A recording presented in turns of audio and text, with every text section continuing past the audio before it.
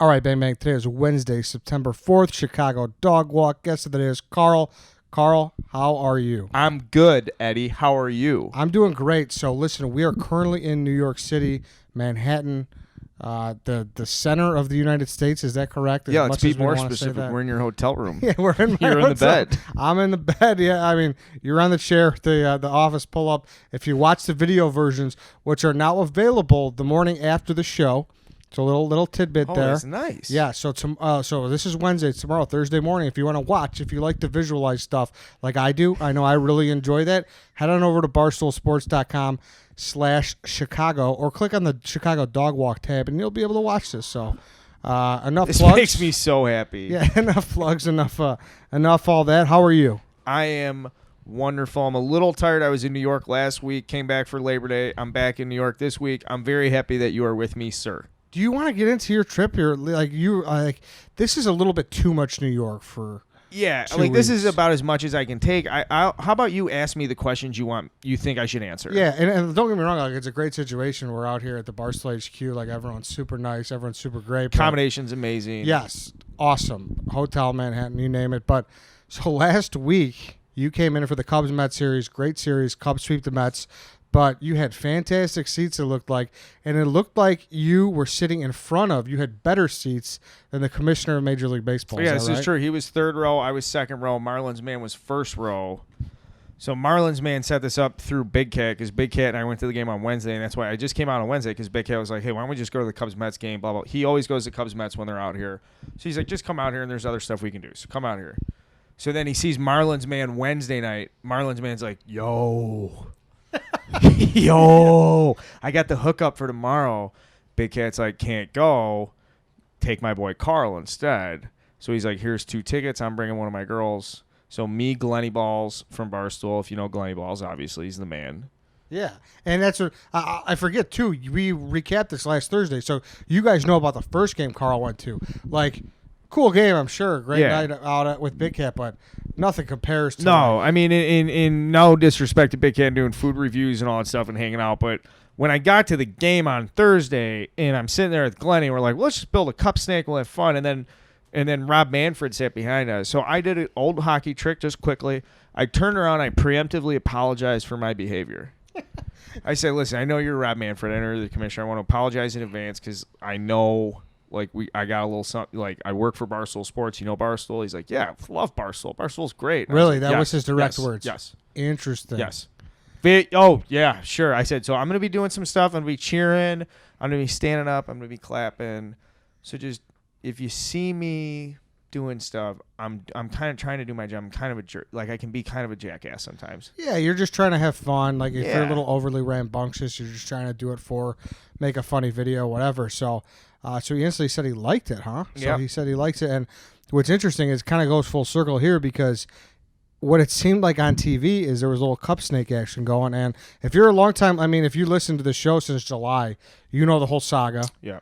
And now it comes full circle with the fucking commissioner. I did a very big cup snake in front of the commissioner. He was so fucking cool with it too. He was like, dude, do whatever you want. Like, you bought the ticket. Those are your beers.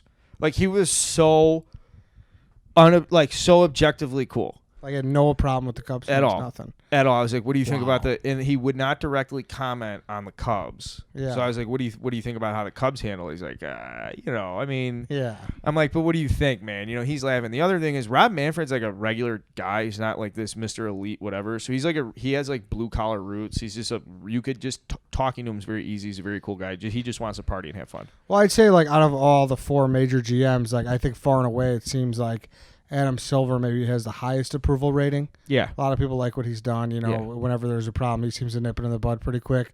Everybody hates Goodell. Everyone hates Bettman.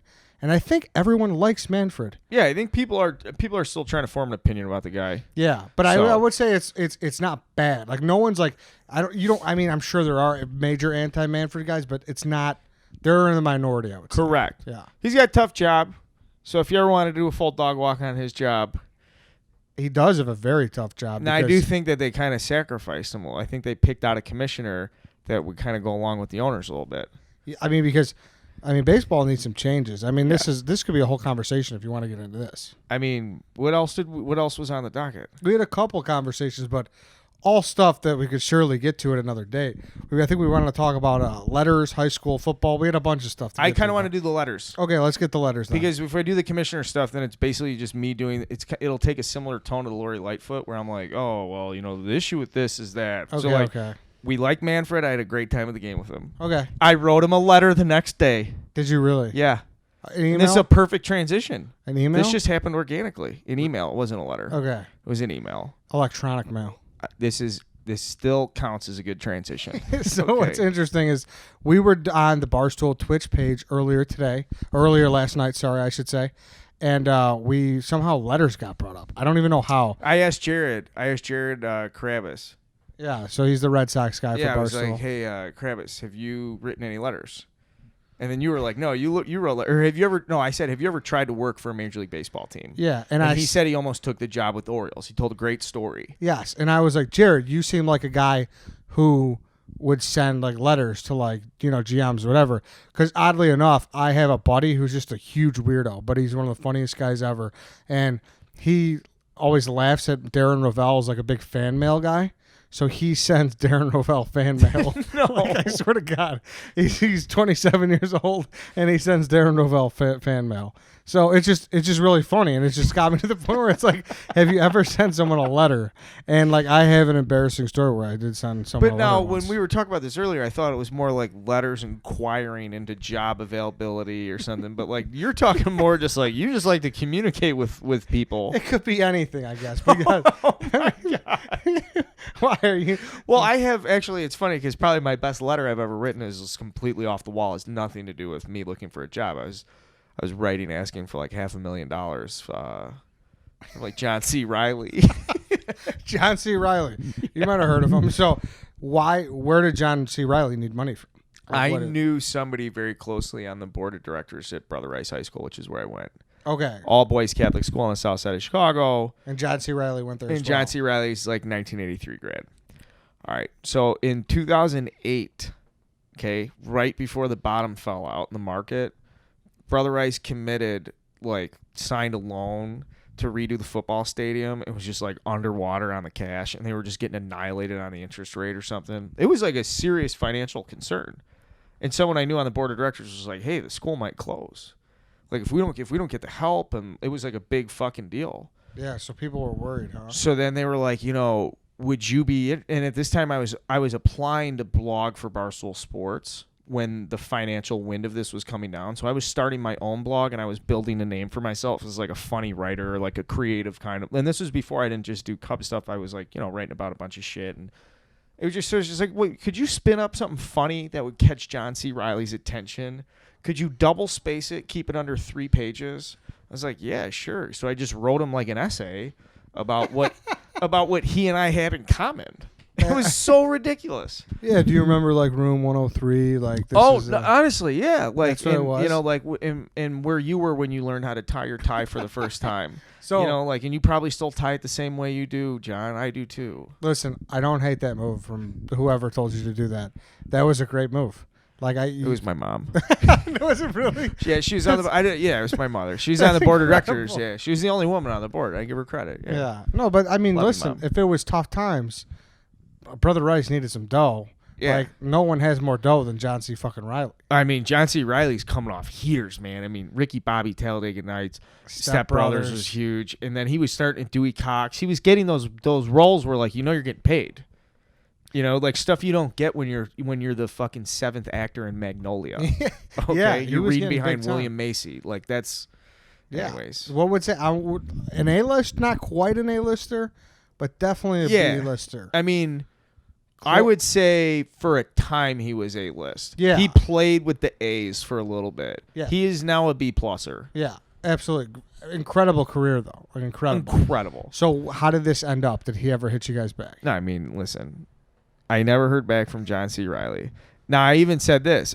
John C. Reilly came and spoke to a class at Brother Rice that I snuck into, and then I asked him a question. So he smoked like a small group. This is years back. I was a freshman or sophomore in high school, and I snuck in. There might have been 30 people. It was like a theater class, and I was like, can you talk about your experiences in Boogie Nights? I thought it was so funny. And he answered the question so fucking seriously. Really? Oh, he talked about, like, getting into character. It was a very deep answer. It, like, kind of, like, spooked me a little bit. John C. Reilly, actually, I enjoy him a lot. I listened to him on a podcast before, and he had a really cool take I thought about. This is totally getting off topic, but whatever.